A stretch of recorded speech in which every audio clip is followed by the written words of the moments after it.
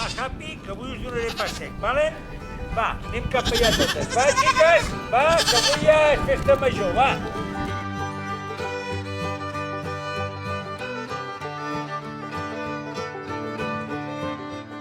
Bueno, ara els hi tirarem pa.